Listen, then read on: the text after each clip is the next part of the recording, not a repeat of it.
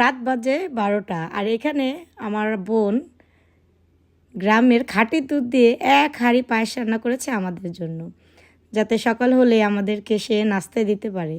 আর এখানে ঘুম থেকে উঠে দেখি ঝুম বৃষ্টি, সারা রাত যে পরিমাণের বৃষ্টি হয়েছে কি আর বলবো।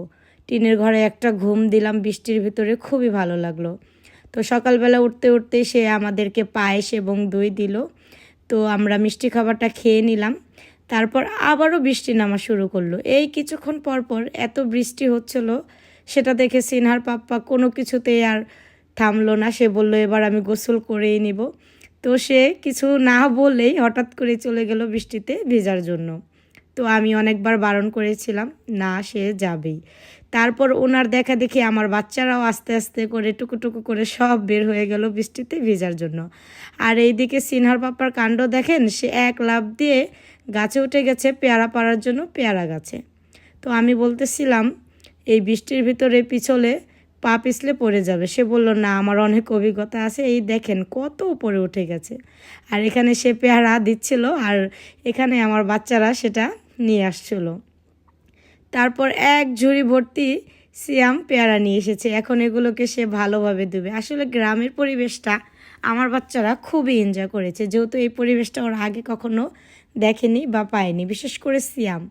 তারপর বৃষ্টির ভিতরে আমার আপা চিতই পিঠা বানানো শুরু করে দিয়েছে আর এই দিকে হাঁসের মাংস রান্না করে ফেলেছে। এই বৃষ্টির ভিতরে চিতই পিঠা গরম গরম এবং হাঁসের মাংস দিয়ে খেতে কিন্তু বেশ মজা লাগে। আর এখানে আপা বলতেছিল যে চুলার থেকে আমি উঠিয়ে দিব, তুমি গরম গরম এখানেই বসে খেয়ে নাও। তো এখানে আমরা দুজন অলরেডি খাওয়া শুরু করে দিয়েছি হাঁসের ঝোল দিয়ে চিতই পিঠা। তো সিনহার আব্বুকে বলতেছিল তুমি গরম গরম খেয়ে নাও, এখানেই মজা লাগবে, ঘরে নিলে ঠান্ডা হয়ে যাবে। তো আমরা আর দেরি না করে রান্নাঘরেই খাওয়া স্টার্ট করে দিলাম। তো এখানে সে বসে বসে খাচ্ছিল আর আমাকে বলতেছিল যে কয়টা খাবে। তো প্রায় 8-10টা পিঠা সে খেয়েছে। খুবই মজা লেগেছে, যেহেতু গরম গরম খুবই ভালো লাগছিল। তারপরে এই তো বাকিরাও আমরা পিঠা খেয়ে নিলাম। তারপর খেয়ে নিলাম দুপুরের ভাত। তো আমরা যেহেতু আজকে চলে যাব ঢাকায়, তাই তাড়াতাড়ি করে আমরা খাবার দাবার সেরে নিলাম এবং রেডি টেডি হয়ে আমরা বাইরে বের হয়ে গেলাম।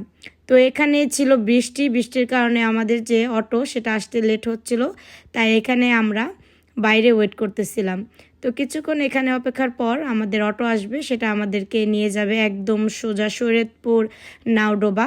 তো ওখান থেকে আমরা ঢাকার বাসটা ধরবো। তো এই বৃষ্টির ভিতরেও আমাদের যেতে হবে, যেহেতু কালকে সিনহা সিয়ামের পরীক্ষা। এই বৃষ্টির ভিতরে কারোই যেতে ইচ্ছা করতেছিল না, কিন্তু সবারই মন খারাপ।